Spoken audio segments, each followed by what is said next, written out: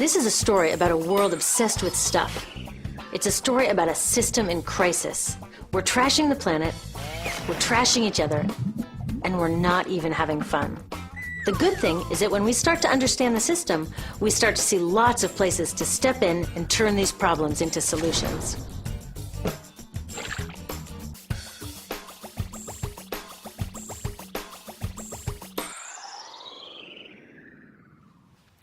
One of the problems with trying to use less stuff is that sometimes we feel like we really need it. What if you live in a city like, say, Cleveland, and you want a glass of water? Are you going to take your chances and get it from the city tap?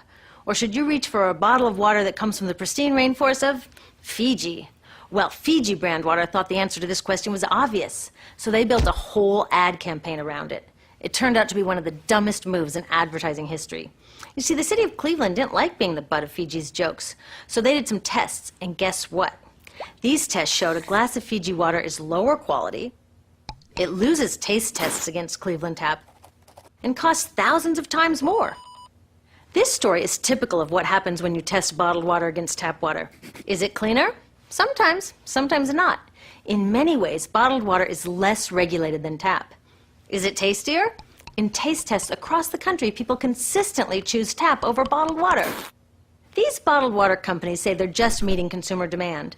But who would demand a less sustainable, less tasty, way more expensive product, especially when you can get for almost free in your kitchen? Bottled water costs about 2,000 times more than tap water. Can you imagine paying 2,000 times the price of anything else? How about a $10,000 sandwich? Yet people in the US buy more than 500 million bottles of water every week. That is enough to circle the globe more than 5 times. How did this come to be? Well, it all goes back to how our materials economy works, and one of its key drivers, which is known as manufactured demand. If companies want to keep growing, they have to keep selling more and more stuff. In the 1970s, giant soft drink companies got worried as they saw their growth projections starting to level off. There's only so much soda a person can drink. Plus, it wouldn't be long before people began realizing that soda is not that healthy and turned back to, gasp, drinking tap water. Well, the companies found their next big idea in a silly designer product that most people laughed off as a passing yuppie fad. Water is free, people said back then. What will they sell us next? Air? So how do you get people to buy this fringe product? Simple. You manufacture demand. How do you do that? Well, imagine you're in charge of a bottled water company. Since people aren't lining up to trade their hard-earned money for your unnecessary product, you make them feel scared and insecure if they don't have it. And that's exactly what the bottled water industry did. One of their first marketing tactics was to scare people about tap water with ads like Fiji's Cleveland campaign. When we're done, one top water executive said, tap water will be relegated to showers and washing dishes. Next, you hide the reality of your product behind images of pure fantasy. Have you ever noticed how bottled water tries to seduce us with pictures of mountain streams and pristine nature?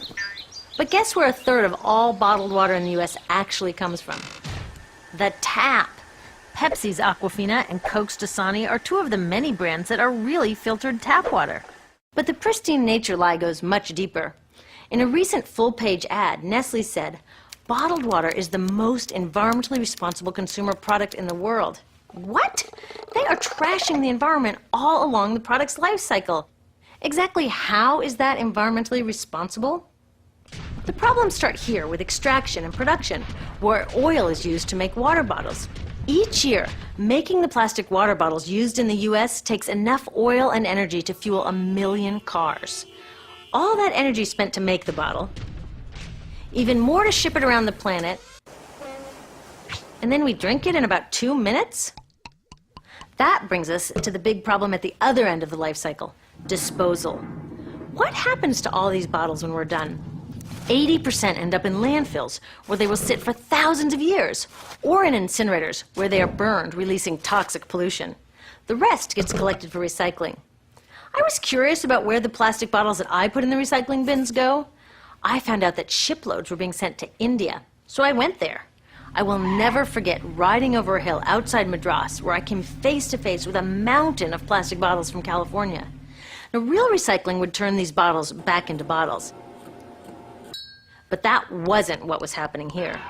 Instead, these bottles were slated to be downcycled, which means turning them into lower quality products that would just be chucked later. The parts that couldn't be downcycled were thrown away there, shipped all the way to India just to be dumped in someone else's backyard.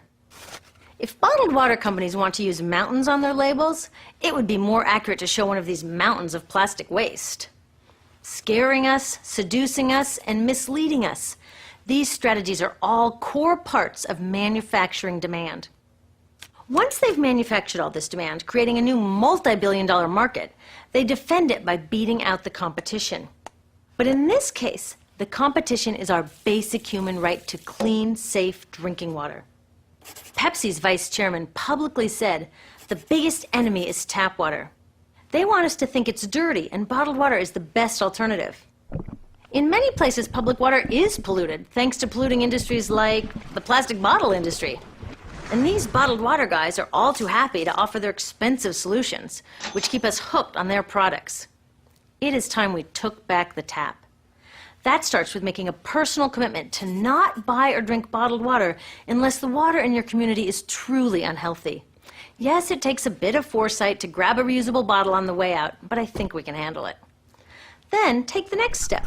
Join a campaign that's working for real solutions, like demanding investment in clean tap water for all. In the US, tap water is underfunded by $24 billion, partly because people believe drinking water only comes from a bottle. Around the world, 1 billion people don't have access to clean water right now. Yet cities all over are spending millions of dollars to deal with all the plastic bottles we throw out. What if that money was spent improving our water systems, or better yet, preventing pollution to begin with? There are many more things we can do to solve this problem.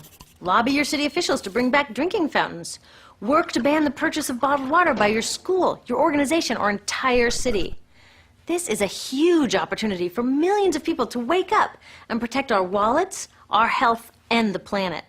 The good news is it's already started. Bottled water sales have begun to drop while business is booming for safe, refillable water bottles. Yay! Restaurants are proudly serving tap, and people are choosing to pocket the hundreds or thousands of dollars they would otherwise be wasting on bottled water. Carrying bottled water is on its way to being as cool as smoking while pregnant. We know better now. The bottled water industry is getting worried because the jig is up. We are not buying into their manufactured demand anymore.